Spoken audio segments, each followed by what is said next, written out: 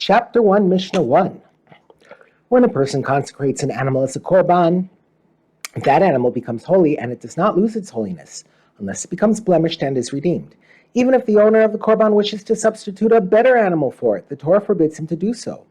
The verse says in Vayikra chapter 27, verse 10, "He shall not exchange it, the consecrated animal, and he shall not substitute for it, whether good for bad or bad for good." If someone violates this commandment and tries to make a substitution, the original korban animal remains holy, while the new animal also becomes holy. This is stated in the second half of the verse, and if he does substitute an animal for an animal, then it and its substitute shall both be holy. Both animals must then be offered as korbanos. The act of making such a substitution is called Temurah, and this name is also used for the substitute animal that became holy as a result of the act of Temurah. The Mishnah begins by teaching who can make Temurah.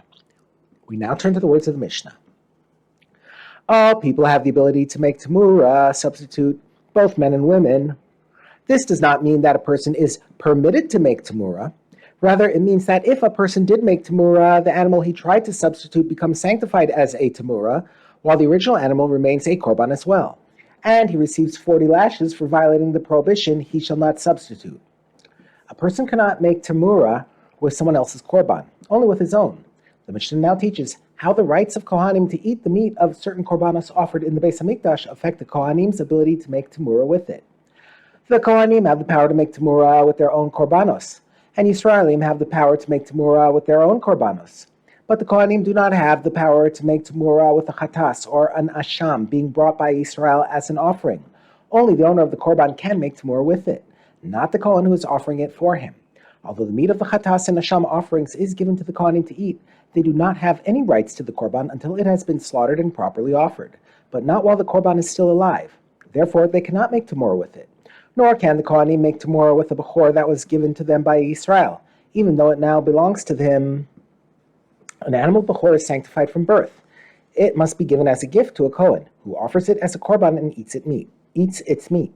Once the Israel gives it to a Kohen, it becomes the Kohen's property. If so, why can the Kohen not make Temurah on it? The Mishnah now explains. Rabbi Yochanan ben Nuri said, why is it that Kohanim cannot make Temurah with the bechor they received? Rabbi Akiva said to them, the chatas and asham offerings are a gift to the Kohen, and the bechor too is a gift to the Kohen. It therefore makes sense to say that both types of gifts have the same rules with respect to Temurah. Just as it is clear with regard to a chatas and the sham that the Kohen to whom the korban was given cannot make Temurah with it, as explained above, so too with the bechor, the Kohen to whom it was given cannot make Temurah with it. Rabbi Yochanan ben Nuri challenges Rabbi Akiva's comparison. Rabbi Yochanan ben Nuri said to Rabbi Akiva, what proof are you bringing me from the fact that the Kohen cannot make Temurah with a chatas or a sham? The reason he cannot do so is that the Kohanim do not receive any rights to these korbanos while they are alive. They only receive the rights to their meat after the korbanos are slaughtered and offered. This is why the Kohanim cannot make Temurah with them. Will you say the same about a bechor, to which the Kohanim do receive rights while it is alive? Since they have rights to it, why can they not make Temurah with it? Rabbi Akiva responds. Rabbi Akiva said to him, but the Torah has already stated in Vayikra chapter 27 verse 10, it and its substitute shall be holy. The Torah equates the substitute animal with the original korban in regard to how holiness takes effect on it. This teaches that the substitute becomes holy only under the same conditions as the original korban became holy.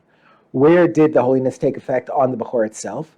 In the original owner's house, i.e. in the possession of the Israel, in whose herd or flock the animal was born. So too its Temurah holiness takes effect only when the bechor is still in the original owner's house possession, before he gives it to a Kohen. However, once a bechor has been given to a Kohen and is no longer in the original owner's possession, it can no longer cause another animal to become Temurah.